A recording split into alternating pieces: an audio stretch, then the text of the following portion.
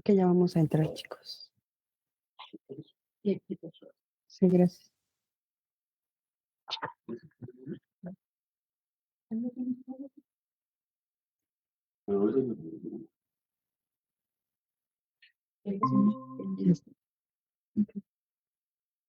Déjame.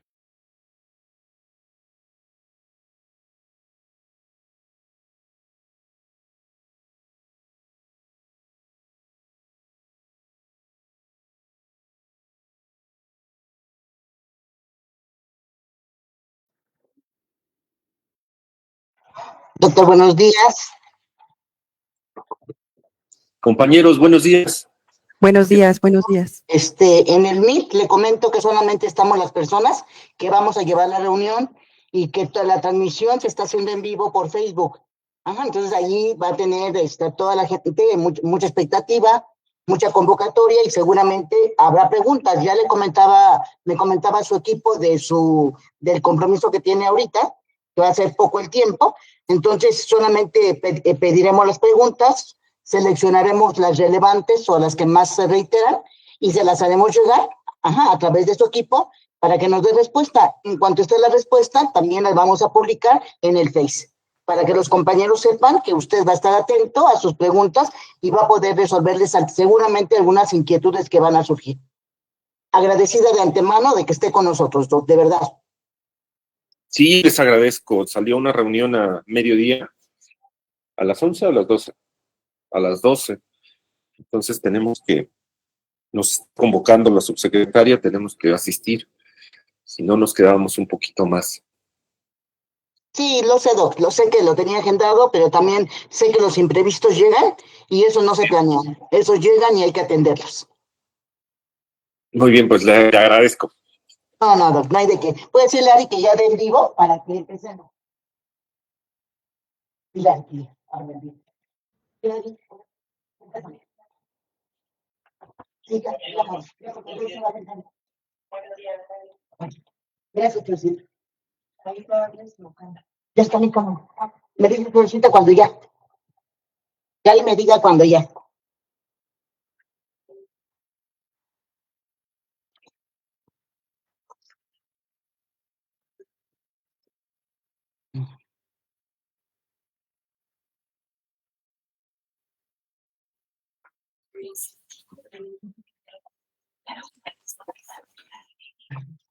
Buenos días a todas, buenos días a todos, los que nos ven y los que nos escuchan.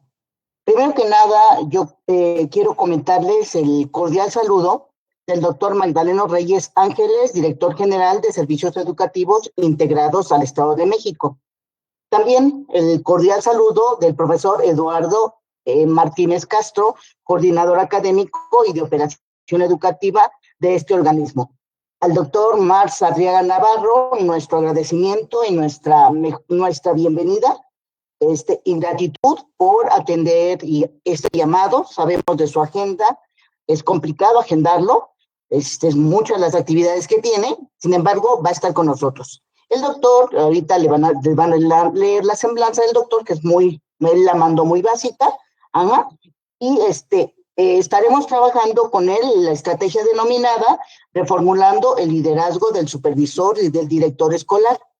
Esta estrategia proviene de una gama de sesiones estatales donde se ha reconocido permanentemente la necesidad de fortalecer ambas figuras, la del supervisor y la del director, en virtud de que se reconocen sus acciones como fundamentales, sobre todo en materia de asesoría y acompañamiento a docentes y a los colectivos escolares.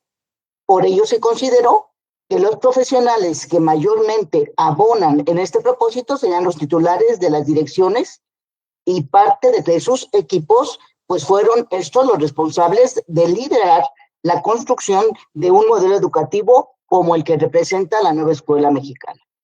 En ese sentido, doctor, le damos la más cordial bienvenida, agradecemos en todo lo que vale su participación y enseguida le comento que la maestra Sheila dará a conocer una breve semblanza de su trayectoria y moderará la sesión de preguntas y respuestas, las cuales ella estará señalando las especificaciones de las mismas. Adelante, Sheila, muchas gracias. Muchas gracias. Pues muy buenos días a todas, a todos. Es un placer darles la cordial bienvenida a esta primera sesión de este taller, Reformulando el liderazgo del supervisor y director escolar en educación básica. Fue un espacio diseñado especialmente para ustedes, nuestros supervisores, directores de servicios educativos integrados al Estado de México. Agradecemos mucho su participación, su entusiasmo. Y bueno, es un honor para mí presentar a nuestro ponente el día de hoy, el doctor Marx Arriaga Navarro, quien será quien nos guíe a través de esta primera sesión. El doctor Marx es doctor en Filología Hispánica por la Universidad Complutense de Madrid, maestro en Teoría Literaria y licenciado en Letras Hispánicas por la Universidad Autónoma Metropolitana, profesor e investigador de la Universidad Autónoma de Ciudad Juárez. Oriundo de Texcoco, Estado de México, autor de múltiples artículos, conferencias y talleres. Cuenta con varios reconocimientos como el Premio Estatal 2015 de Ciencia, Tecnología e Innovación, Chihuahua, en el área de Humanidades, Educación y Ciencias de la Conducta, además de pertenecer al Sistema Nacional de Investigadoras e Investigadores. De 2018 a 2020 se desempeñó como director general de Bibliotecas Públicas de la Secretaría de Cultura. Actualmente dirige la Dirección General de Materiales Educativos de la Subsecretaría de Educación Básica en la Secretaría de Educación Pública del Gobierno de México. Estamos seguros de que su experiencia y perspectiva enriquecerán mucho nuestra práctica diaria. Y ahora sí, sin más preámbulos, le cedo la palabra al doctor Marx para que inicie esta sesión. Bienvenido. Muchas gracias, compañeros. Muchas gracias por la invitación y estar aquí en este tema tan interesante, ¿no?, que tanto se necesita. Estar analizando cuál es el rol que cumple el magisterio, cuál es el rol que cumplen los supervisores, los directivos, los ATPs. La nueva escuela mexicana plantea retos interesantes. Tal vez en primer lugar entender que lo que estaremos viviendo en los siguientes meses, tal vez siguientes años, en la transición, esta transformación educativa va a ser una lucha ideológica muy fuerte, de un marco ideológico, de una propuesta pedagógica previa, anclada en el dominio de los contenidos, anclada en el reconocer a la educación como un servicio, anclada en reconocer al maestro como un mediador, un facilitador de la información, anclada en una institucionalización de la práctica educativa, anclada en un reconocimiento de la escuela como el templo del saber, desvinculado de todo compromiso social, anclada en una ideología, en una cultura que va generando, que generó ciertos estereotipos de lo que hoy la gente reconoce como educación pública, educación privada, maestro, estudiantes, directivos, supervisores. Frente a ese marco ideológico, hoy en disputa, se plantea una transformación educativa que busca, pues, colocar una nueva cultura educativa en los planteles escolares. Y en este tránsito vamos a encontrar una lucha frontal, en donde algunas posiciones son completamente antagónicas. Coloquemos en este momento una, como entender que la educación no es un servicio, o entender que se va a la escuela no a dominar contenidos, sino a resolver problemas. Ahí estas posturas ideológicas, estas culturas antagónicas entran en disputa, entran en choque, y en medio nos encontramos nosotros. Nosotros primero anclados en una cultura escolar tradicional que fue afianzándose por décadas, anclados también en el sueño de un porvenir, en el sueño de un espacio escolar distinto, en donde pues estas presiones pues generan estrés en los participantes, inconformidad, angustias, que tendremos que asumir e ir tratando de resolver comunidad, entre todos, ir aportando para ver cómo esta lucha ideológica entre una propuesta cultural y otra lleva a un beneficio de la comunidad escolar. Bueno, empiezo a transmitir, ¿no? Eso como pequeño preámbulo, tan solo para colocar el tema de de la lucha ideológica que vivimos en las aulas. Voy a colocarlo. Comparto pantalla. Primer tema que les digo, en esto yo he titulado, que sé que estamos en un marco mayor donde vamos a estar analizando el rol de los supervisores, de los directivos, de los ATPs. Yo a esta pequeña charla, en este marco de esta lucha ideológica que se ve por el cambio de la cultura escolar, la he colocado como la búsqueda de una utopía, de un no lugar, de un espacio distinto al que nos encontramos, el imaginar un futuro donde hay un bienestar común, donde el mundo que hoy vivimos no es el mejor mundo posible, sino que podemos construir algo distinto. Entonces, en esa búsqueda, apuntes para la estrategia de los usos de los libros de texto. Bueno, iniciemos, les digo. En primer lugar, ya conocemos la familia, ya los tienen, ya los han leído, me han preguntado mucho, oye, ¿cómo se usan los libros de texto? Creo que para todos es evidente, estos materiales fueron diseñados por miles de maestros del todo el país, donde a través de sus experiencias, de sus saberes en aula, pues fueron diseñando los proyectos que están ahí. Tan solo como un bosquejo rápido, estos libros no esperan que yo los explique, se explican por sí solos. Sabemos nosotros que la nueva escuela mexicana coloca a la comunidad en el centro. No coloca al estudiante de manera aislada, no le carga la responsabilidad de la formación exclusivamente al estudiante, entiende que no solamente es una cuestión de emociones o de motivación la que necesita el estudiante para crear una comunidad, sino se necesita generar tanto las condiciones materiales como las condiciones simbólicas para que la comunidad vaya construyéndose.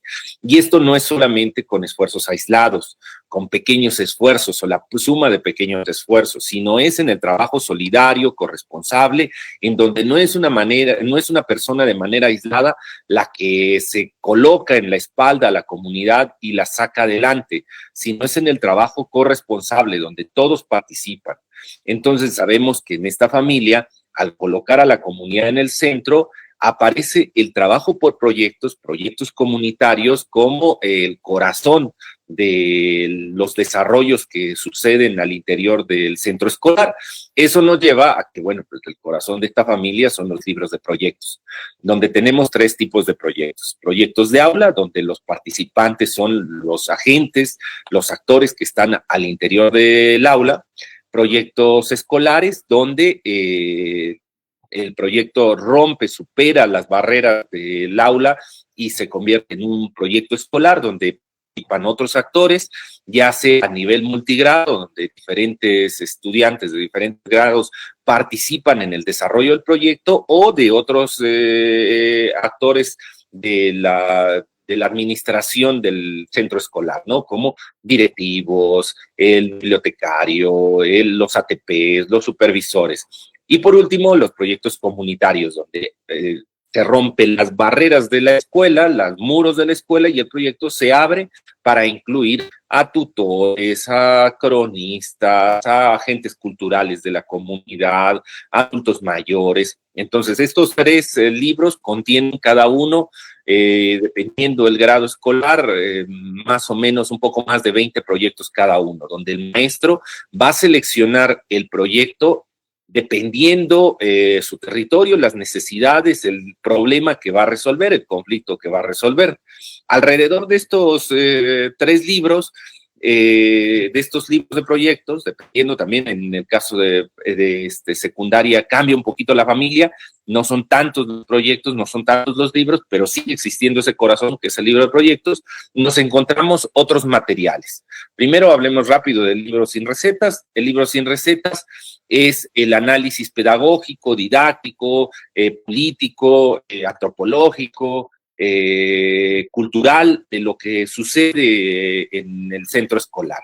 Son reflexiones que hace el maestro para entender qué es un conflicto, cómo se organiza la comunidad, cómo se organiza un proyecto, cómo se hacen qué ejercicios, qué condiciones materiales se necesitan colocar en el aula para el trabajo comunitario. Ahí en ese libro encuentra no una guía, no es un recetario de cómo debe actuar en el aula, siempre se trabaja reconociendo la dignidad de los maestros, es decir, su autonomía profesional y sus saberes, los saberes que él adquirió sin duda en su formación, pero también los saberes que adquiere después al estar frente a grupo y que en otros momentos habían quedado olvidados o relegados. Bueno, aquí adquieren protagonismo y son acompañados con estas reflexiones del libro Sin Recetas, donde el maestro pues se cuestiona, se hace algunas preguntas que lo llevarán a cuestionarse la realidad que estás viviendo en estos centros escolares. Alrededor de estos materiales, les digo, de los proyectos de aula y el del libro Sin Recetas, tenemos otros, como, en primer lugar, Nuestros Saberes. ¿Qué es el libro de Nuestros Saberes? Bueno, es una compilación, es una antología de saberes que puede necesitar el estudiante al momento de estar desarrollando los proyectos. Es decir, es un libro de corte enciclopédico, donde el estudiante, dependiendo sus necesidades, acudirá a él para tratar de resolver cuestiones de contenido muy puntuales que le puedan surgir al momento de desarrollar sus proyectos. Después tenemos los libros de múltiples lenguajes, que aquí son pausas en el proceso del desarrollo del proyecto, que estas pausas se pueden dar por diferentes motivos, ya sea porque el proyecto ha generado un estrés, un cansancio por la complejidad del proyecto y se necesita una pausa para tocar otros temas que generen, digamos, que generen un ambiente, un nuevo ambiente, una nueva energía para regresar al proyecto.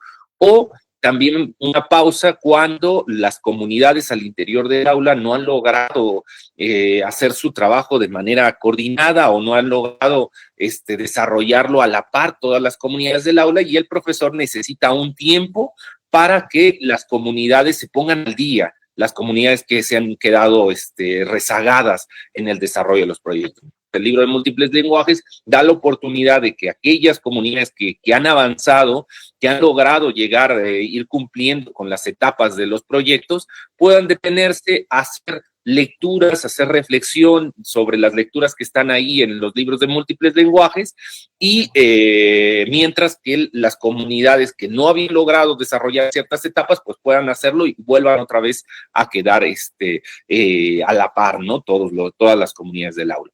Tenemos unos libros de múltiples lenguajes particulares, como el de trazos y palabras y trazos y números, que tienen que ver otra vez el mismo tema, con condiciones muy particulares, condiciones materiales y simbólicas que puede encontrar el profesor y que son materiales de ayuda. Es decir, si en algún momento, en el caso de primero y segundo, en el desarrollo de habilidades de lectoescritura, el profesor necesita ciertos ejercicios, tanto gramaticales como de caligrafía, para empezar a jugar para que el estudiante pueda desarrollar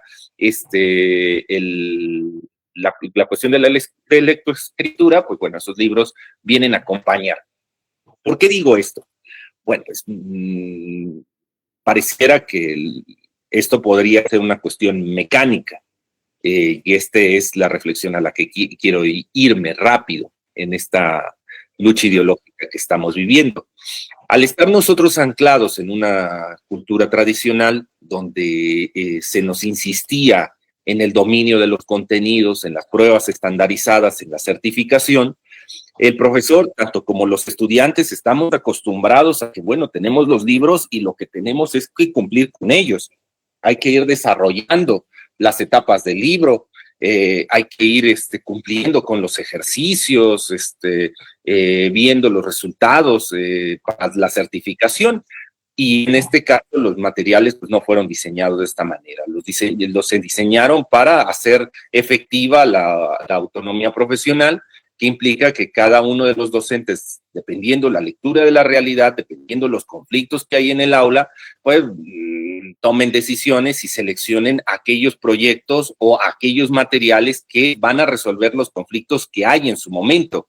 Esto, les digo, esto genera ahí un choque cultural, porque veníamos acostumbrados a tomar el libro y tratar de completarlo de la hoja número 1 hasta la última, en donde había una progresión, donde llevaban al estudiante o al profesor de la mano como una guía, sin importar sus condiciones materiales y simbólicas, donde la actitud que adquiere el que va aprendiendo es una actitud pasiva, es una actitud donde él tiene que aprovechar el mayor tiempo posible para dominar los contenidos que en este caso contienen los libros de texto. Aquí esta familia no fue diseñada de esa manera. Esta familia lo que busca es un trabajo cooperativo, corresponsable, donde primero se reconozca en qué momento histórico me encuentro, cuál es mi estar en el mundo. Y en esta reflexión de introspección, de un análisis desde una conciencia ensimismada, donde se analiza de dónde vengo, en qué momento me encuentro y cuáles son los sueños que tengo sobre el porvenir que viene, qué es lo que veo en un futuro, en ese momento de análisis particular de mis condiciones materiales que me han hecho llegar hasta este punto, pero también de las condiciones simbólicas, mi cultura, la ideología, que me ha colocado con ciertos valores, ciertos prejuicios, ciertos vicios, ciertas virtudes. Bueno, desde ese análisis del quién soy en este momento histórico, empieza el análisis sobre las diferencias, sobre los otros integrantes que hay en la comunidad.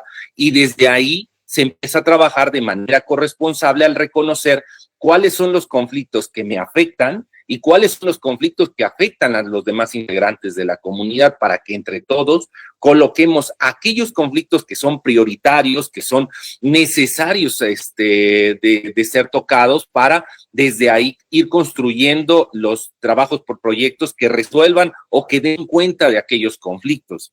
Pero eso, vuelvo al punto, vuelve un choque ideológico donde venimos de una cultura escolar donde la información y el trabajo que se hacía en el aula no se desarrollaba de esa manera. Veníamos de una cuestión donde cada uno de nosotros se responsabilizaba de su formación, donde cada uno de nosotros tenía que echarle ganas y dominar los contenidos para lograr las certificaciones y seguir avanzando, donde no había un compromiso donde se reconocieran las dificultades de los demás. Bueno, pues hoy la nueva escuela mexicana lo pide. Ahora, ¿qué es lo que podría hacer un maestro en estos primeros pasos? Sin duda, en esta cuestión cultural tradicional, en esta cultura escolar anterior, pues lo que haríamos sería leer el plan de estudios, entender un poco, bueno, pues ahora cuál es el paradigma educativo, cuál es el modelo ideal que se plantea como el proceso de formación de los estudiantes, cuál es la expectativa, cuál es el perfil de egreso que en teoría debemos alcanzar, y de ahí leerse pues los programas para ver, bueno, este perfil de egreso se va a alcanzar con el dominio de qué contenidos, y entonces verlo esto como una cuestión prescriptiva, como si fuera un recetario, donde se me diga, pues ahora toca dominar el contenido tal en primer año, después para que en el segundo año puedas hacer esto otro y en el tercer año llegues a esto otro. Y entonces yo, como si fuera una hoja, como un checklist, iría palomeando que he logrado y que estoy listo para que venga la prueba estandarizada y certificarme. Claro, aquí vienen los choques, porque ese tipo de apreciación de la educación, desde un punto de vista lineal, completamente enciclopédico, positivista, donde se asuma que el ciudadano se está formando en la medida en que domine ciertos contenidos, pues toca con los materiales educativos, porque estos materiales nunca fueron diseñados con esa linealidad, ni tampoco desde esta visión pasiva. Libros como uno podría pensar el más enciclopédico de todos ellos, de nuestros saberes, donde es un conjunto, es una antología de contenidos que puedan necesitarse en el proyecto de aula. Bueno, pues este libro de nuestros saberes no está organizado conforme los contenidos de los campos formativos. Es decir, si alguien por aquí ve estos contenidos y trata de buscar en este libro, que es el más enciclopédico de todos, esos contenidos, esa correlación no la va a encontrar.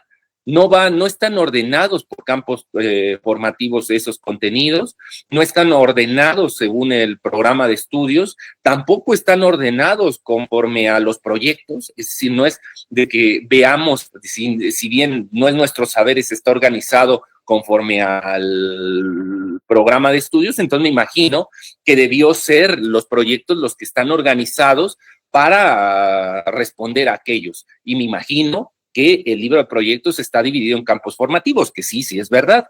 Y me imagino que si tomo el campo formativos de lenguajes y yo veo que en los primeros contenidos que se plantean son estos, el primer proyecto tendrá que ver con estos primeros contenidos que están aquí. Y no es así.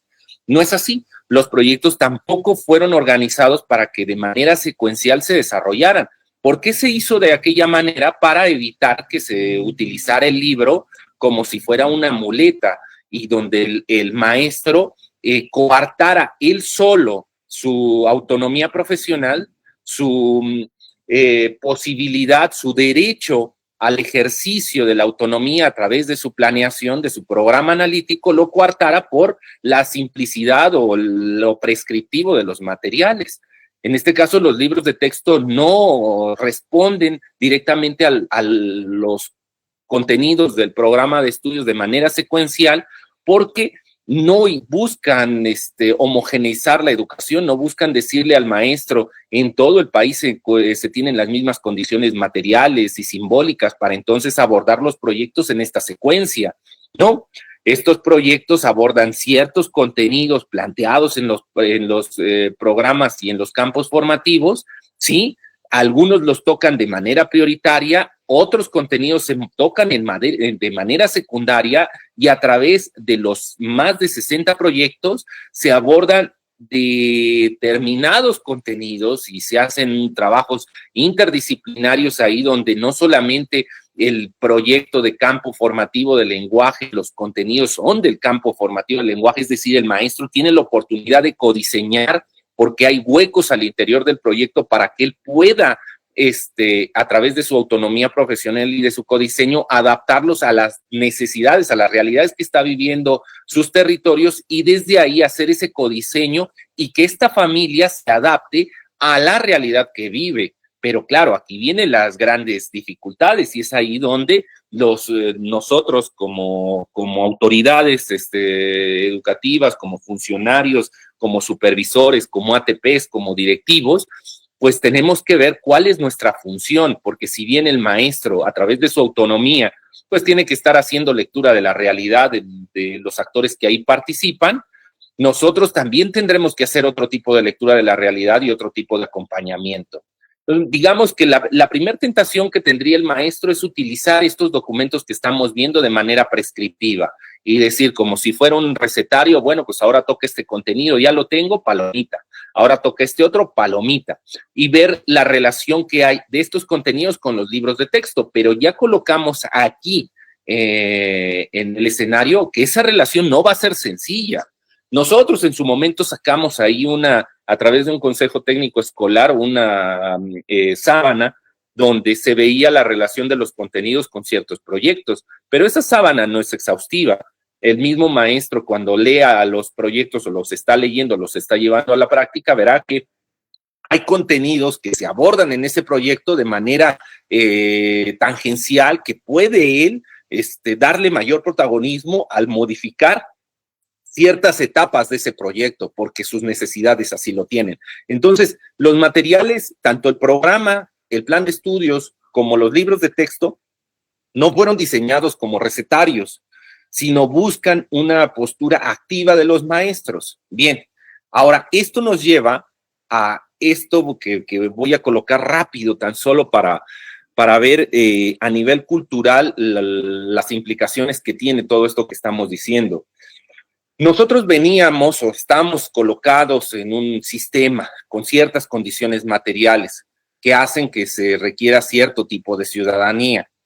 Eso obliga a que, dependiendo de las condiciones materiales en las que nos encontramos en nuestra comunidad, se va creando cierto subjetivismo. Y es decir, se forma cierta ciudadanía que acepta que ese mundo en donde se encuentra es el mejor mundo posible. Dependiendo las condiciones que nos rodeen, es decir, si estamos en ventajas o desventajas en ese sistema, si somos protagonistas o somos sujetos marginados, pues ese ciudadano o ese subjetivismo entra en nosotros de manera más rápida o lenta. Aceptamos más rápido formar parte de esa comunidad o nos resistimos y decimos, es que yo no me encuentro cómodo. Pero en ambos casos, tanto en aquellos que aceptaron como en aquellos que se resisten, los procesos para conformarse como ese ciudadano ideal que necesita esa sociedad se hacen a través del reconocimiento y la aceptación de cierta cultura que se va implantando a través de ciertos mecanismos pedagógicos y ciertos instrumentos como la televisión, la radio, el cine, la música, la escuela, las instituciones, todas las herramientas que van fijando el marco ideológico en el que nos encontramos. Es importante entender que esta cultura va a ser fundamental para el sistema social en el que nos encontramos, porque en esta cultura nosotros reconocemos los mitos que nos ayudan a reconocernos como parte de un colectivo. Bueno, pues, ¿qué está pasando en este momento? Que aquí nosotros tenemos cierta cultura escolar que hemos estado analizando en estos minutos, ¿no? Cómo funciona la escuela, cómo tenemos que dominar ciertos contenidos, cómo tenemos que ser evaluados, cómo se da la certificación, cuál es el rol del estudiante, de los tutores, de los maestros. Y ahora se está luchando, se está buscando generar un nuevo marco cultural para que cambie la cultura escolar tradicional a una nueva cultura escolar que dé cuenta ya no de la formación de un individuo aislado, un individuo que asume que su formación implica el dominio de los contenidos, sino un individuo corresponsable, un individuo que hace lecturas de los conflictos, que hace proyectos para tratar de resolverlos, que se compromete con el medio ambiente, es un individuo distinto, pero ahí vienen las luchas y estas son las disputas que estamos viendo, porque la cultura que fue afianzada por décadas ahora está luchando con una nueva cultura, un nuevo marco ideológico que está en construcción y que empiezan a surgir ahí los mitos, ¿no? Que nosotros veíamos desde el sexenio anterior como primero los pobres, o con el pueblo todo, sin el pueblo nada, o el pueblo es bueno, el pueblo es sabio, o debemos de ser solidarios, simpáticos con las personas. Bueno, pues todo ese marco ideológico que poco a poco se va conformando, que va generando esa cultura, pues representa la formación de una nueva subjetividad, en este caso un nuevo mexicano que no ve el bienestar como algo individual, como algo patrimonial, sino que ve el bienestar en la construcción de una comunidad solidaria que enfrenta los retos y que asume lo público de una manera distinta como se asumía antes, como una cuestión de bienestar en cuestión patrimonial. Entonces, ahí nos encontramos en esa lucha. Tarde o temprano, estos dos marcos ideológicos se van a separar. Ahorita están conviviendo, tanto que tenemos dudas y de repente resolvemos cosas de la nueva escuela mexicana con la vieja cultura escolar y tomamos y intentamos, por ejemplo, utilizar los libros de texto a la vieja usanza y decimos, bueno, es que yo no entiendo los libros de proyectos y yo prefiero dar mi clase con el libro de nuestros saberes porque es lo que más se parece a lo que yo antes hacía, porque está organizado de manera enciclopédica y vienen ahí entradas donde puedo decirle al estudiante, memorice lo que es la oración, memorice lo que es la célula, porque el día de mañana les voy a poner un examen para comprobar que han dominado esos contenidos. Entonces ahí vemos cómo materiales, herramientas, marcos ideológicos que fueron diseñados en la nueva escuela mexicana a través de los usos y costumbres de la vieja cultura, de aquellas condiciones materiales, de aquellas condiciones simbólicas, pues obligan a que o hacen que el ciudadano, o en este caso el profesor,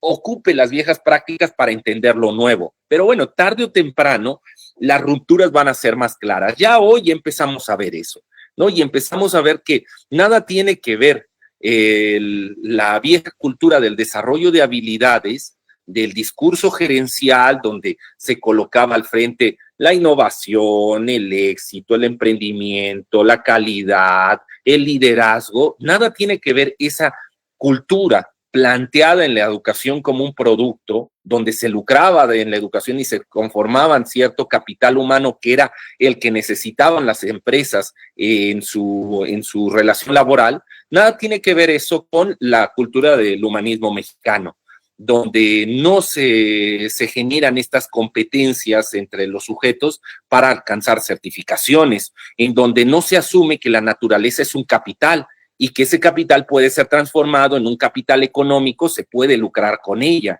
en donde no se asume que las personas se convierten en un capital humano, donde también se pueda lucrar con ellas, no, todo lo contrario.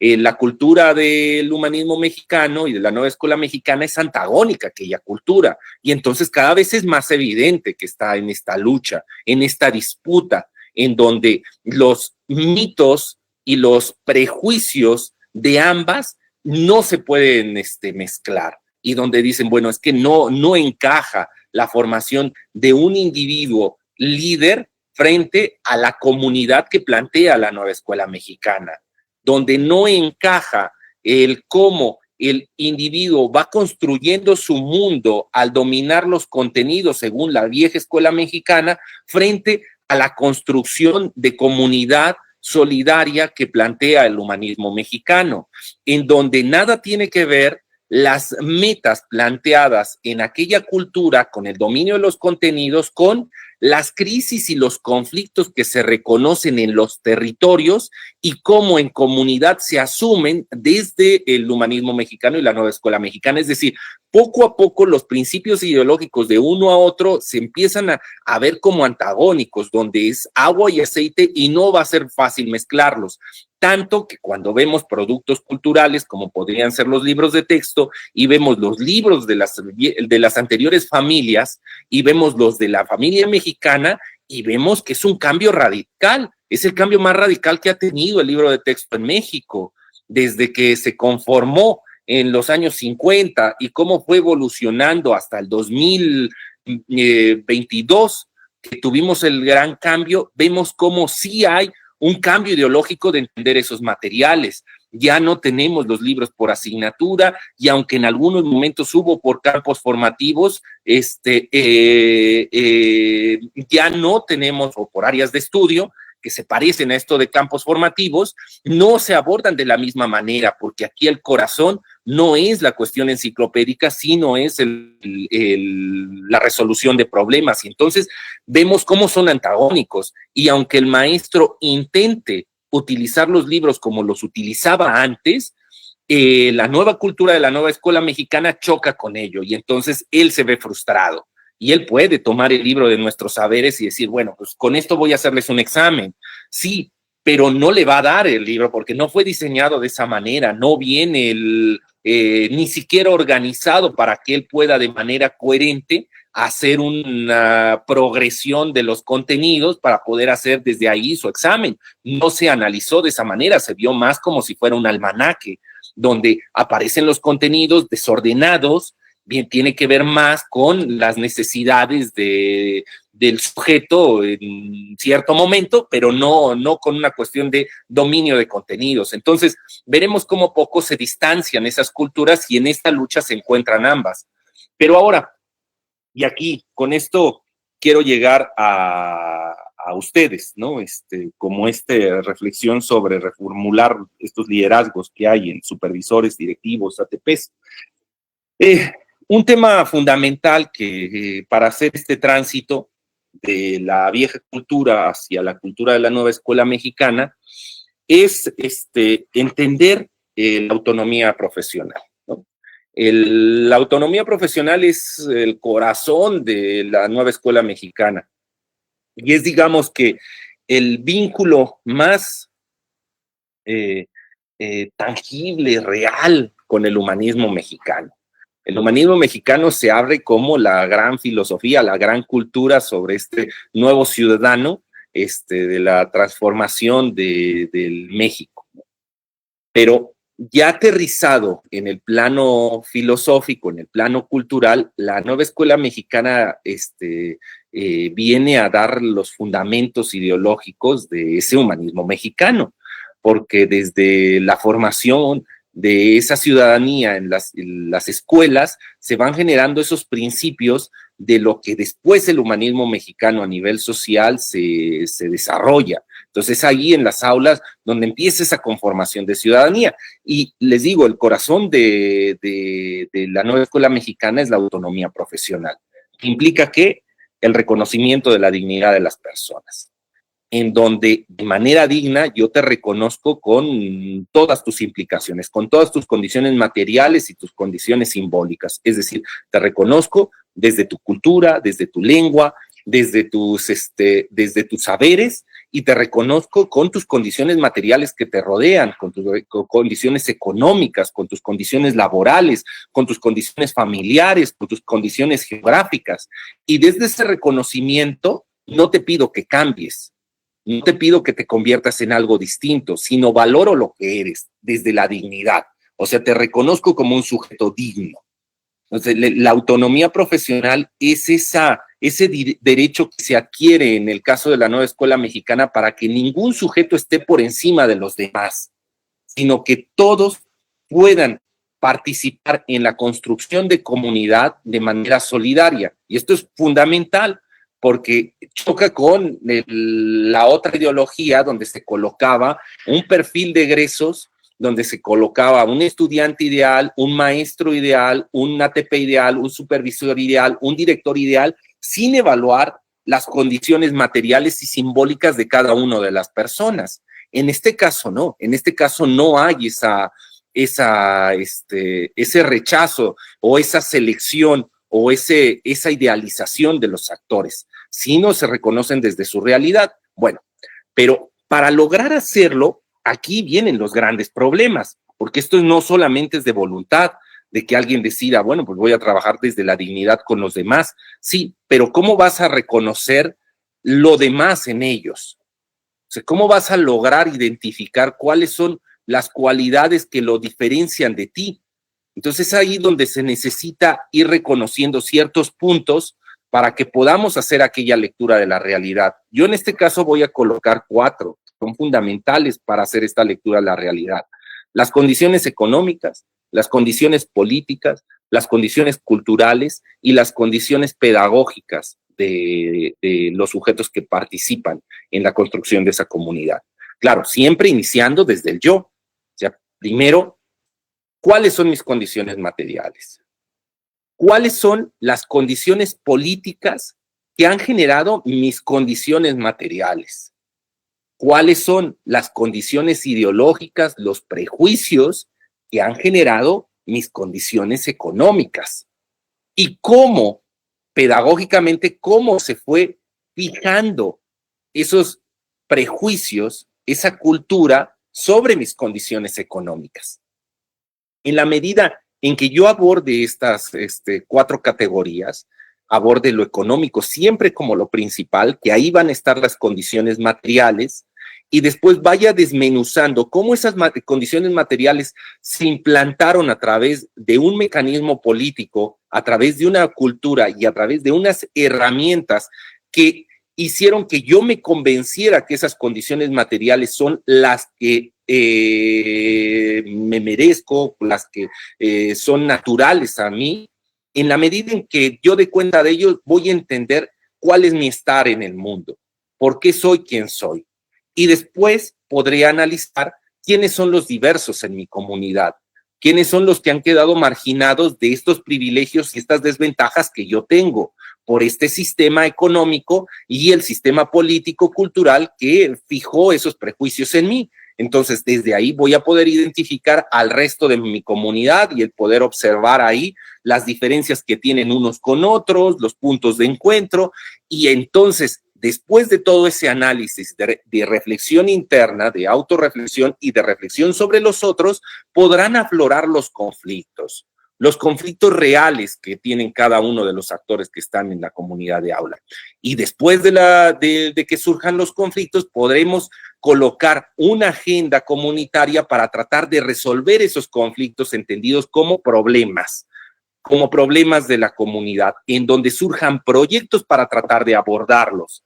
Después de que surjan esos problemas, esos proyectos para resolver los problemas, podremos dar el seguimiento de cómo los acuerdos que se han ido tomando para la resolución de esos problemas van avanzando, cuáles acuerdos se van quedando en el tintero, cuáles se han logrado, cuáles han sido logros, cuáles han sido fracasos. Y entonces desde ahí empezar a hacer una sistematización, un resumen, una recapitulación, un diario de cómo se han desarrollado las cosas para que esa memoria histórica nos sirva como referente para futuras acciones y poco a poco ir construyendo una comunidad, entendiendo que la comunidad es algo vivo, es algo que se construye, no es algo que esté instalado.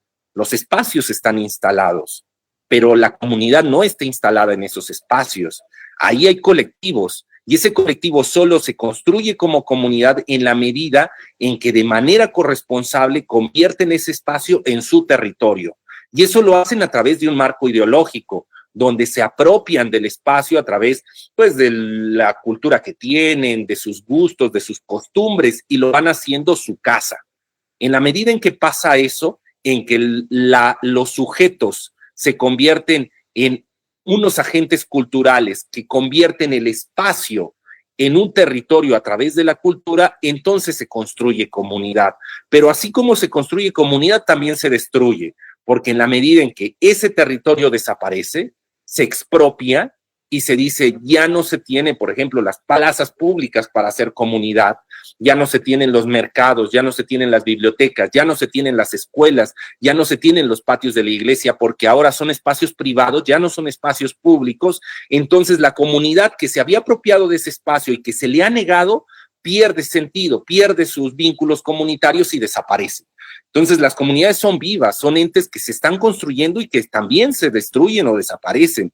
Y la nueva escuela mexicana, al colocar al centro a la comunidad, reconoce que ese es un trabajo de creación, no es un trabajo de afiliación, donde yo llego a una comunidad que ya está instalada y que entonces llego tan solo a afiliarme y a participar de sus privilegios o sus desventajas. No, es algo que se construye. El sujeto llega de manera activa a formar parte de ello. Bueno, entendido así, hay que ver que cada una de estas agendas, la agenda laboral, implica 7 pasos donde vamos a evaluar las condiciones simbólicas y materiales que rodean aquello.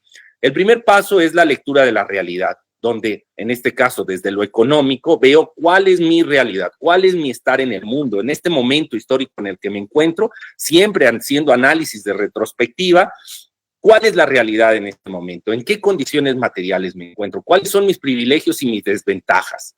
¿Cuáles son los prejuicios que caen en mi gremio? En este caso, en mi gremio magisterial.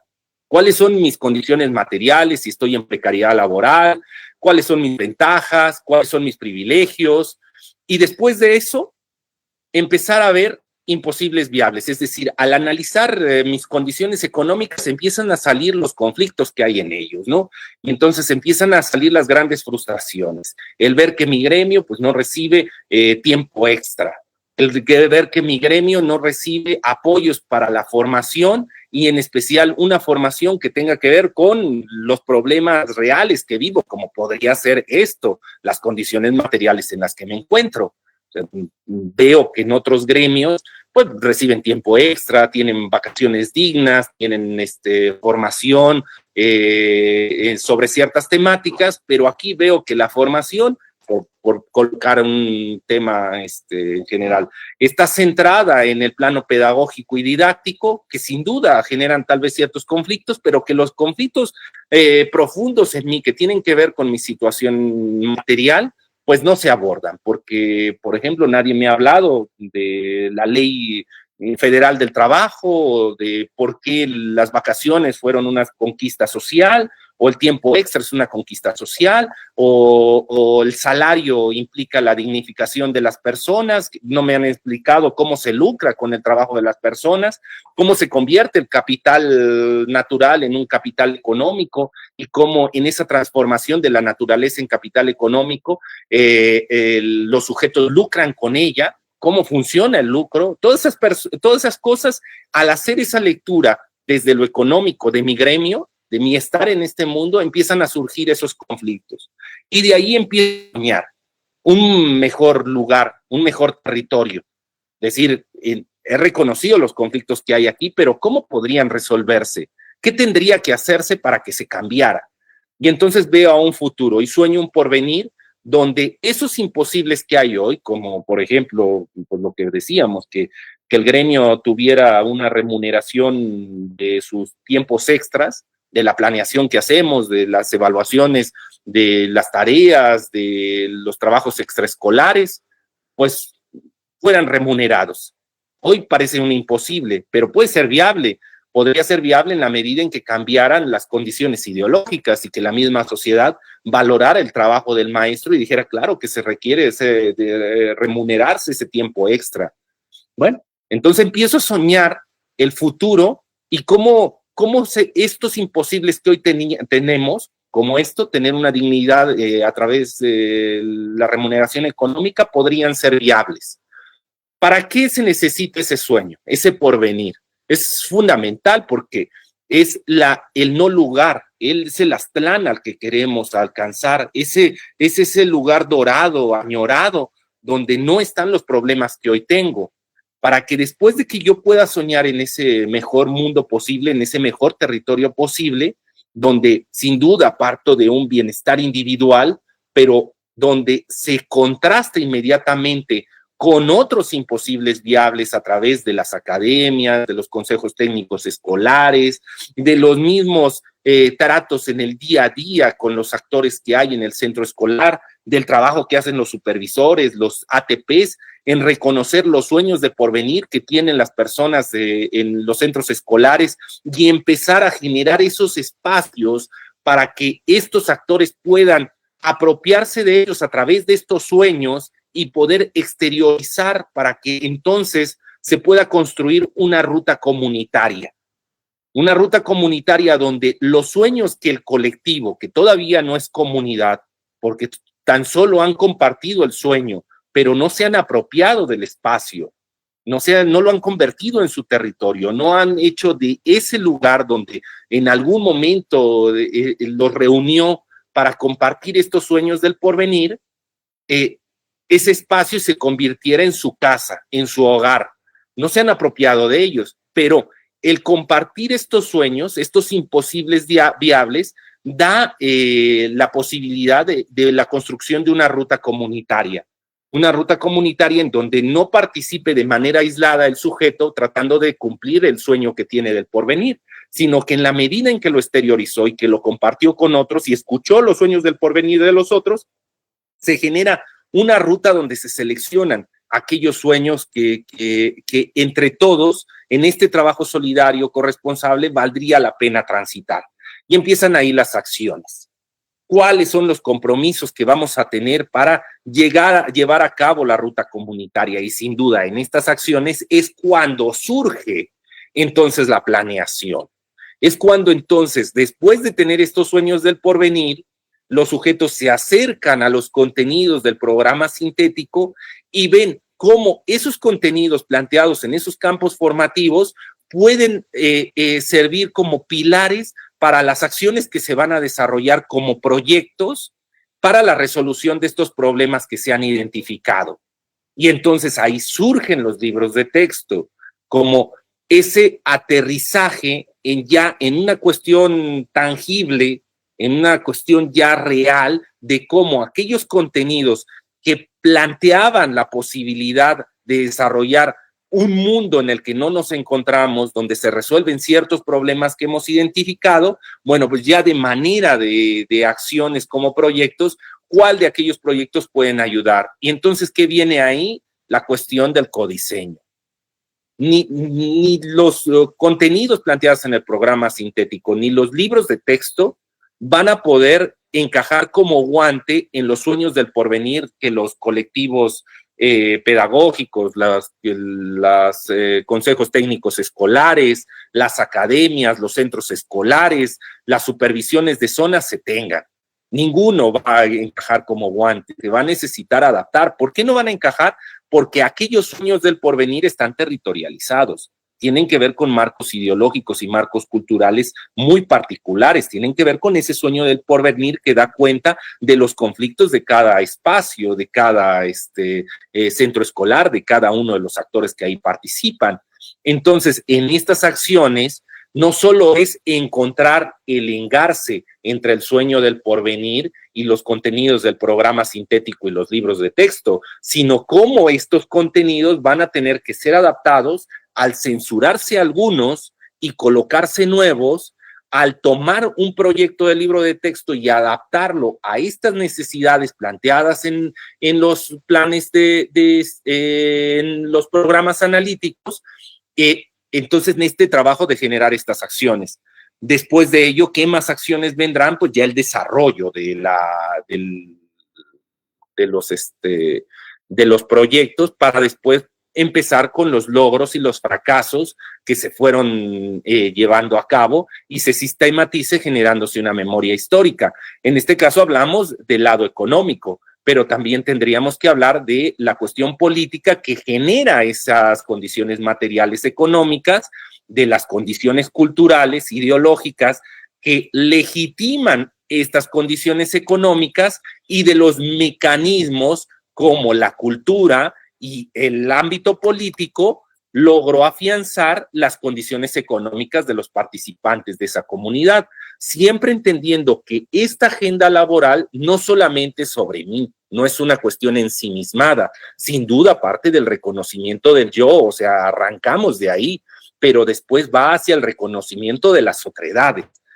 Parto de mí, hago mi análisis, hago mi introspección, hago mi retrospección, y entonces planteo la lectura de la realidad, sueño mi porvenir, pero después empiezo a hacer la lectura de la realidad de los otros, de los estudiantes, de los tutores, y ahí también sueño el porvenir de aquellos estudiantes y de aquellos tutores, porque estamos trabajando en corresponsabilidad y se coloca en el escenario, se comunica con los actores que están ahí. Es decir, estos sueños del porvenir no van a ser solamente la búsqueda de un Aztlán de manera individual, sino que en este contraste con otros imposibles viables se van sumando actores, donde se van buscando alianzas donde las personas que antes se encontraban en una resistencia, tal vez por ignorancia o porque tenían un marco ideológico distinto, tenían metas distintas, al escuchar cuál es el porvenir que se está planteando en la comunidad, se comprometen y empiezan a trabajar en conjunto, hacen rutas comunitarias. También en estos trabajos, esto no es un recetario, pero se va actuando, digamos que por etapas. Primero, sin duda, es tener mi lectura de la realidad, hacer la lectura de la realidad de los otros, de entendidos estudiantes y tutores, y después colocarla con mi gremio, es decir, en el consejo técnico escolar, en mi centro escolar, con el resto de maestros, como mi sueño de porvenir se pone en contraste con el sueño de porvenir de los demás. Después de que se han logrado los consensos, que se ha logrado hacer una ruta comunitaria, entonces ahí empiezan más integraciones con otros actores de la comunidad, como son los estudiantes y los tutores, donde se plantean estos ya sueños de porvenir comunitarios y se buscan las alianzas, se busca convencer a aquellos que aún no están convencidos como algo esencial en esta ruta de la comunicación, donde no solo se intenta convencer a los que ya son convencidos, que eso es hasta cierto punto una pérdida de tiempo, sino donde se plantea una estrategia de comunicación donde vamos a ir a convencer a los que aún no son convencidos de que la búsqueda de este Aztlán, de esta comunidad que aún no tenemos, vale la pena, porque el bienestar que va a implicar el lograr llegar a ese no lugar va a implicar un beneficio comunitario. Y entonces ahí empieza la creación de este programa analítico. Dirán ustedes, como reformulando este nuevo lugar, Entonces, ¿cuál es mi trabajo? Ver esta programación analítica, estos sueños del porvenir y decirles está bien o censurarlos, estarles pidiendo unas rúbricas, unos formularios, unos formatos de cómo rellenar el programa analítico y que se me entregue en tiempo y forma. No, estamos otra vez en esta visión tradicional con aquella ideología de esa vieja escuela mexicana donde para lograr la certificación pues tienen que tener evidencias del dominio de los contenidos, ¿no? Aquí lo que se está formando o se ha colocado en el centro es la comunidad. Entonces las evidencias no es de que el sujeto domine qué es la comunidad, ¿no? Aquí las evidencias que darán cuenta de que el ejercicio de la nueva escuela mexicana está avanzando es la construcción de esa comunidad. El cómo ese espacio, que era un espacio neutro, un espacio desterritorializado, porque ese salón pudiera, si le tomas una foto y pudiera ser un salón en Michoacán, en Oaxaca, en Chiapas, es decir, son 4 paredes con un pizarrón, unas butacas, un escritorio, en donde nada de eso me dice que esté en Oaxaca o que sea parte de un territorio porque ha sido apropiado culturalmente. Bueno, pues las evidencias que busco son esos indicios de construcción de comunidad. ¿Cómo lo voy a distinguir? Pues viendo que empieza a darse esa corresponsabilidad, que empiezan los sujetos a soñar porvenires donde hay un trabajo de corresponsabilidad. ¿Y cuál es mi función como ATP? Generar tanto las condiciones materiales y simbólicas para que eso se pueda avanzar. ¿Cuáles serían esas condiciones materiales? Sin duda, la principal es que los actores tengan un espacio donde puedan convertir ese espacio en su territorio. Y sin duda el aula es el principal espacio. Bueno, pues provocar que esa aula no sea un aula neutra, un aula que no tiene las condiciones simbólicas para poder ser apropiada por los sujetos, ¿no? Generar esas condiciones simbólicas y materiales, digamos que las materiales ya las tenemos, ahí está el aula y ahí están los actores, pero están los prejuicios. Y entonces estos actores que vienen formados desde otra cultura escolar dicen, no, pero yo no puedo mover lo que está aquí, no puedo mover las butacas, no puedo cambiar, porque vengo con un marco ideológico distinto. Y entonces eso me genera barreras. Pues, ¿cuál es la función del supervisor, del directivo, del ATP? Empezar a cambiar ese marco ideológico, generar las condiciones simbólicas para que el sujeto se cuestione si el tener esta distancia con el espacio, sin lograr apropiarse como territorio, ¿podrá construirse comunidad? ¿Podrá construirse comunidad si no hay una corresponsabilidad entre todos los actores para que el sujeto vaya dándose cuenta, los actores que están ahí en el aula, que no, que es imposible, que solo se logrará corresponsabilidad si uno se siente empatía, uno se siente cómodo en esos territorios, donde no son espacios prestados, sino es mi hogar, es mi casa, es el terruño, es donde me siento reflejado. Y en la medida en que me veo reflejado en ese espacio, entonces me comprometo con él y me comprometo con los usos y costumbres que se están construyendo en comunidad y me comprometo con los conflictos que hay, la resolución de esos conflictos a través del trabajo por proyectos. ¿Cuáles son los roles que debe asumir estos supervisores, estos directivos? Es que no es la de perseguir o la de censurar o aplaudir los logros vistos como el dominio de contenidos, sino generar las condiciones materiales y simbólicas para que se vaya construyendo la comunidad. Bueno, tenía todavía un poco más, pero me gustaría escuchar. Esto es Invedecor, ya lo han escuchado en otras charlas, pero me gustaría, tenemos el tiempo medido, escuchar un poco unas preguntas para poder intentar resolverlas.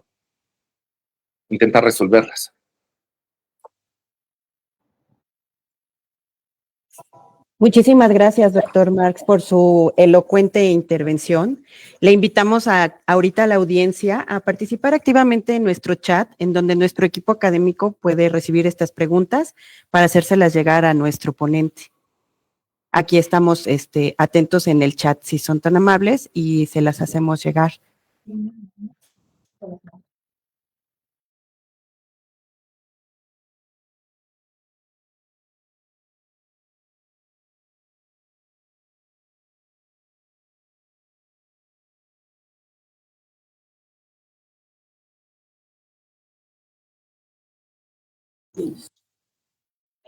Doctor Marx, tenemos una. Blanca Araceli Martínez Bernal. ¿Qué propone la estructura orgánica vertical para que logre diseñar un plan institucional congruente a la NEM sin caer en el burocratismo?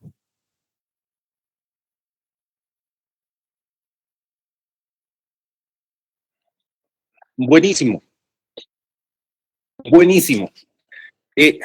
¿Saben cómo no vamos a caer en la institucionalización de la nueva escuela mexicana? Entendiendo que ella se sostiene sobre las lecturas de la realidad. Si lo empezamos a ver como indicaciones desde la verticalidad, de que, bueno, ahora tenemos que llenar este formato, de ahora tenemos que hacer estas lecturas, sin dar la oportunidad desde el reconocimiento de la dignidad de los territorios, que cada uno de esos espacios que ha sido apropiado por los actores que están ahí se ha convertido en su territorio, y que al leer esa realidad yo veo las condiciones económicas de esos territorios, los privilegios y las desventajas que tienen desde las condiciones económicas, las condiciones políticas que han hecho que esas condiciones económicas estén instaladas ahí en ese territorio y que generan ciertas ventajas y desventajas en los actores que están ahí, las condiciones culturales que han legitimado que las condiciones económicas, que esos políticos, que esas acciones políticas que generaron esas condiciones económicas, pues sean legítimas, ya sea de desventaja y desventaja, y los mecanismos que se han utilizado para que yo acepte o que esos actores que están en ese territorio acepten que esas condiciones económicas, que esos actores políticos, esas decisiones políticas y que esos prejuicios culturales pues quedaran afianzados en ese territorio. En la medida en que nosotros coloquemos la lectura de la realidad como la acción fundamental de reconocimiento de los territorios, eso hará que ningún verticalismo convierta a la nueva escuela mexicana en un discurso institucional. ¿Por qué? Porque si trabajamos desde la dignidad, reconociendo la dignidad de los territorios, veremos que las posibilidades que hay en esas conformaciones de territorios son casi imposibles, casi infinitas. Va a ser imposible lograr estandarizar y decir, bueno, pues es que si tienes en estas categorías, si tienes mujeres y tenemos esta cultura, esta lengua y estas condiciones económicas, entonces formato A. Si tienes este género, estas condiciones materiales o estas condiciones económicas, estas condiciones culturales, estas condiciones lingüísticas, entonces se aplica el formato B. Aunque intentemos hacer algunas categorías que den cuenta de los territorios, las posibilidades que hay son casi infinitas. ¿Por qué? Porque el sujeto es casi infinito, porque el marco ideológico de cada uno de ellos que se va interiorizando a través de los territorios en donde participa son casi infinitos. Las posibilidades que hay de tipo de familia que tiene, las posibilidades que hay del tipo de cultura de las cuales participan, van haciendo que el problema de los territorios se convierta en algo muy complejo, muy vivo, muy dinámico, que cambia en el día a día. Entonces, ¿cómo vamos a evitar que cualquier instrucción que venga desde la verticalidad, desde una institución, digamos, retrógrada, que ve la cuestión educativa como un proceso que puede estandarizarse en la búsqueda de una supuesta calidad, donde a través de un marco burocrático se trate de garantizar los logros, las metas de los procesos? ¿Cómo vamos a lograr evitar que esas viejas prácticas de la vieja escuela mexicana lleguen a la nueva y lo institucionalicen a través de la lectura de la realidad? En la medida en que trabajemos con dignidad a los actores que están en el aula, que se les reconozcan todos sus saberes, todas las posibilidades culturales, todas las posibilidades económicas, todas las posibilidades políticas, evitaremos que se institucionalice y se burocratice. Muchísimas gracias, doctor Marx. Tenemos una siguiente pregunta. Bernardo Romero, ¿cuál sería la particularidad de la implementación de la NEM en educación especial?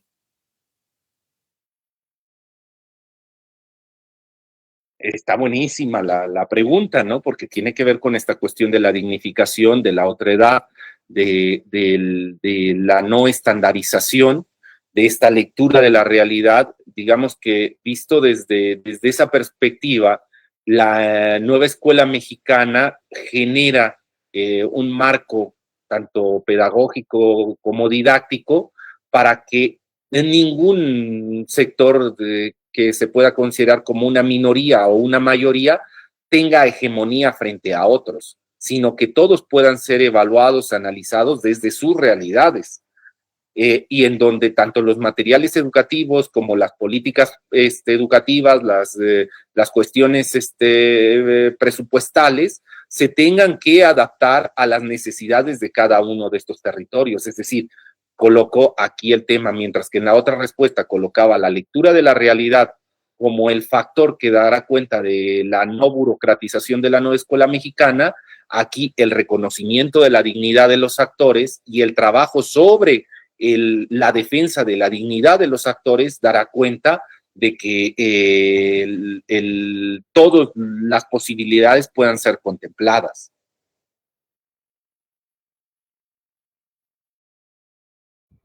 Muchas gracias, doctor. Janet Cornejo nos dice, ¿puede darnos un ejemplo más concreto de cómo hacer comunidad? Claro que sí, compañera, claro que sí. ¿Cómo vamos a hacer comunidad? O sea, vamos haciendo estas lecturas de la realidad, ¿no? Pues, primero, entender, las comunidades no están instaladas. La comunidad se construye. Siempre, siempre, siempre. Uno dirá, bueno, pero yo vivo en una comunidad antiquísima, ¿no? Con muchos usos y costumbres. Bueno, pues esa comunidad está en construcción. Si llegan por ahí un fondo buitre y se compra los terrenos de la comunidad y pone ahí no sé, un hotel, cambian las condiciones. Y entonces, al ya no tener ese espacio, al ser vendido y ser expropiado por una persona o un grupo, y entonces generar otro nuevo marco ideológico, la comunidad cambia y la comunidad entra en crisis. Entonces, a pesar de que uno diría, es que esta comunidad es viejísima, no, tiene sus orígenes en época precolombina, y los usos y costumbres y esto, bueno, todos los días está en construcción y está siendo, sufre atentados por sujetos que buscan lucrar con el patrimonio que está ahí, ya sea el patrimonio cultural, el patrimonio geográfico. Entonces, visto desde ahí, hay que primero partir. Las comunidades no están construidas, no están instaladas, sino se construyen. ¿Cómo se construyen? En la medida en que ciertos actores, cierto colectivo, se apropia del espacio donde interactúan. Entonces, ¿cómo se construye primero? El aula no tendría que ser un aula neutra. Para que se construya comunidad, los actores que están al interior del aula se necesitan sentir como en casa, apropiarse de ese territorio, hacerlo como si fuera su terruño. ¿Y cómo se hace eso? A través de su cultura.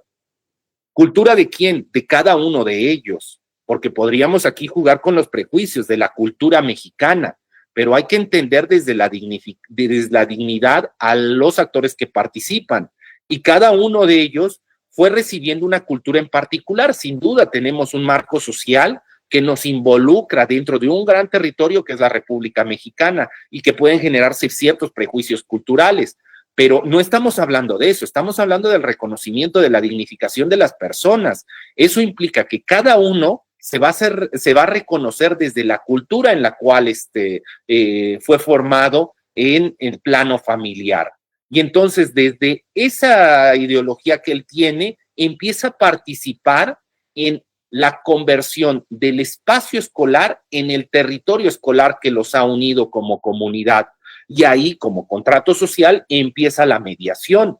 Algunos dirán, bueno, pero porque ya saben, siempre vienen los exagerados que dicen, sí, pero si viene de estas culturas primigenias donde la venta de esclavos o que las mujeres son vendidas como esposas, y que de esa ideología que es nefasta para el México moderno en las que encontramos, como si en la construcción de comunidad llega alguien a plantear desde el hecho voluntarioso su verdad única y los demás de manera sumisa la aceptan, ¿no? La construcción de comunidad también hace que en la interacción que tienen los sujetos en el territorio se van buscando consensos, Y entonces los sujetos que ahí participan empiezan a ver cómo ciertas prácticas son beneficiosas en el contrato social que se está haciendo y otras no, y se censuran o se promocionan unas. Pero entonces, poco a poco, en la medida en que los actores se apropian del espacio a través de su cultura, lo van haciendo su territorio, se van generando las reglas de convivencia de esa comunidad. Y entonces ahí surgen los primeros liderazgos, surgen los primeros sujetos que van planteando sueños del porvenir, de por qué es bueno que estemos en comunidad, estemos juntos para resolver ciertos problemas, porque es bueno no estar aislados. Entonces, en esos sueños del porvenir se empiezan a generar las alianzas y los compromisos, y ahí vienen las frustraciones, y ahí vienen también las envidias, y ahí vienen también los resentimientos y sin duda las traiciones a los principios. Y es la comunidad, en la medida en que sigue reflexionando sobre la lectura de la realidad de los sujetos, viendo la dignidad de las personas, es decir, se van conformando ciertos principios, va haciendo que esa comunidad vaya siendo una comunidad sana que vea hacia un futuro donde los sujetos que estén ahí quieran mantenerse ahí. O sea, comunidades, también vemos construcción de comunidades donde los principios que se plantean son negativos. Entonces vemos estas comunidades globales donde dicen, están en comunidad y lo dirán así, la Coca-Cola, Electropura, todas estas, y dicen, somos una familia y somos comunidad, y llegan con ciertos valores, ciertos principios, y dicen, dentro de sus principios, ellos creen que el capital, la naturaleza se puede convertir en un capital que pueda convertirse a su vez en un capital económico y lucrar con él. Y bajo su marco ideológico eso está bien, y entonces llegan y se instalan en cierto espacio, lo convierten en su territorio, se apropian de él con su cultura, esta cultura del consumismo, de la explotación, y acaban con ello. Bueno, ¿qué pasa ahí? O sea, ahí hay una construcción de una comunidad, pero donde sus principios, sus valores, su marco ideológico, su marco cultural, está en contra de la dignidad de los actores que están ahí participando. Entonces, es ahí donde los actores, en este caso ustedes como supervisores, los tutores, los padres, los maestros, tienen que ir mediando en la construcción de la comunidad, ir haciendo lecturas de la realidad para ir planteando cuál es el bienestar común que se está buscando, y entonces llegar a acuerdos y darle continuidad a sus acuerdos. Entonces, cierro para decir, ¿cómo? Denos un ejemplo claro. Bueno, pues no podemos iniciar una comunidad si no tenemos un espacio que vamos a convertir en territorio. O sea, eso es clave. Las comunidades no son virtuales. Se necesita un espacio donde interactúen de manera real a través de su cultura, los actores que están ahí se apropien de él. Entonces, ¿cómo partamos? Pues partamos de hacer del aula nuestro territorio, de hacer del salón de los maestros nuestro territorio, de hacer del lugar donde están los directivos o la supervisión de zona nuestro territorio. ¿Y cómo se hace eso? Con la cultura. ¿Y cómo se hace eso? En la medida en que nos apropiamos a través de la cultura de ese espacio, y ese espacio ya no es neutro. Entonces, en la medida, ustedes ven acá atrás, ¿no? Ahí tengo ahí un dibujito, una estatua, esto, bueno, pues es la manera como culturalmente me he apropiado de esto, y esto ya no es la Secretaría de Educación Pública. Esto ya es mi territorio, donde hago comunidad con compañeros aquí, y entonces uno viene y coloca esto, y nos sentimos cómodos, nos sentimos en casa, nos sentimos dignificados, en donde no llego a un espacio prestado, sino llego a ser comunidad. Si no logro hacer que ese espacio se convierta en el territorio de los actores que ahí participan, entonces solo estamos colaborando, y estoy de pasada, estoy trabajando, estoy haciendo cosas porque es mi obligación, pero no tengo compromiso con ese espacio porque nunca me apropié de él.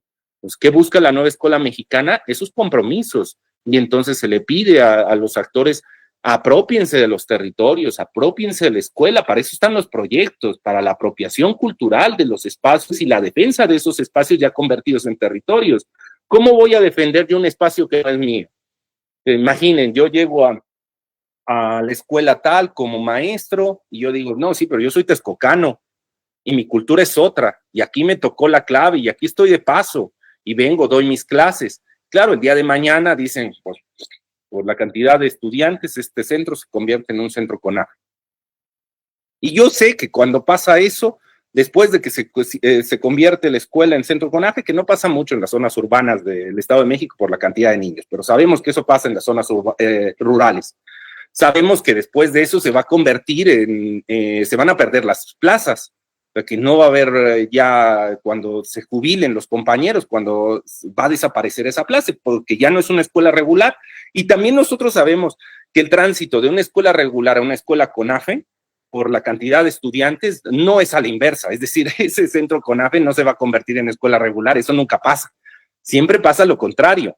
Bueno, pero si el maestro que llegó ahí no ve a esa escuela como su territorio, pues no va a haber los conflictos, y cuando llegue la instrucción de convertirlo en centro CONAFE, pues va a decir, bueno, pues es lo que tocó, y hay pocos estudiantes, y no lo va a defender, porque no es su territorio. En la medida en que el espacio es apropiado por los actores de manera cultural, se apropian de ello y lo convierten en su territorio, entonces los sujetos se comprometen en la resolución de los conflictos que reconocen desde esas lecturas de la realidad. Por eso, al interior de la SEP siempre hubo una lucha y sigue estando esa lucha diciendo, a ver, esto no es de contextualizar, esto es de territorializar, porque la contextualización es abstracta, no implica la apropiación cultural. Ahí está la gran diferencia. Contextualizar, pues estamos otra vez en la cuestión del perfil de egreso. Estoy contextualizándolo a la ensoñación, en el romanticismo que yo dé de la educación, de lo que creo que es lo mexicano, de lo que creo que deba ser el egresado de primero, de segundo, de tercero, lo estoy contextualizando.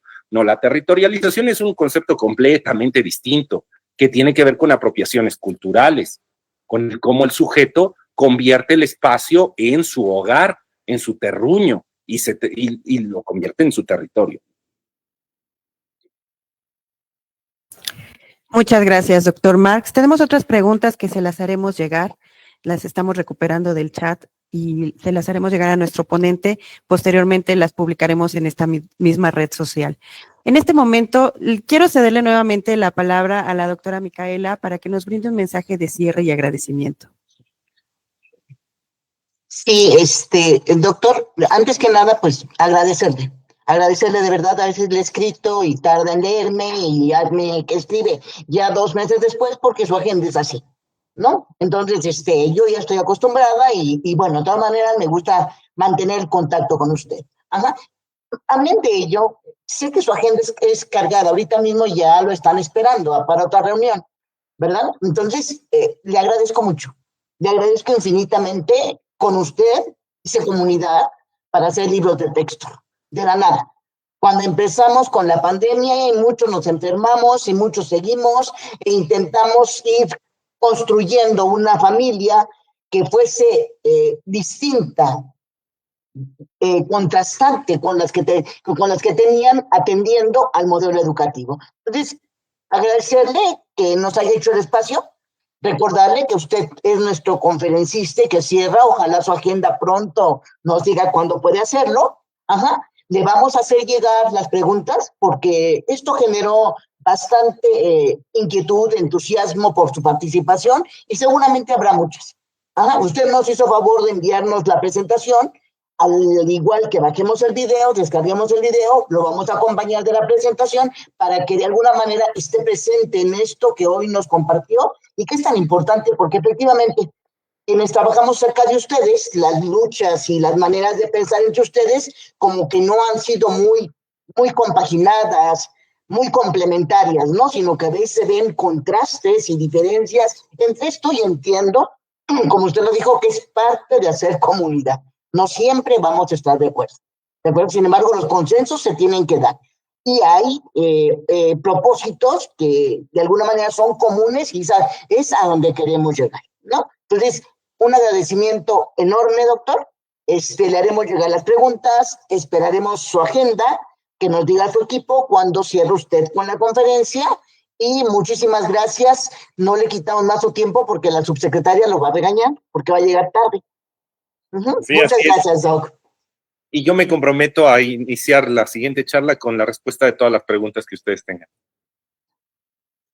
Muchas gracias. Doctor, muchas gracias. ¿Sí? ¿Quieres despedir? Sí, claro, muchas gracias, doctora Mica, doctor Marx, muchas gracias por su participación. Con esto llegamos al final de nuestra primera sesión del taller Reformulando el liderazgo del supervisor y director escolar en educación básica. Agradecemos su participación activa y su atención. Les recordamos que la segunda sesión será el próximo miércoles en punto de las 11 horas con el tema El rol del supervisor escolar en la NEM y programa de mejora continua. Les agradecemos mucho su presencia el día de hoy. Nos vemos en la próxima sesión y que tengan un excelente día. Gracias a todos.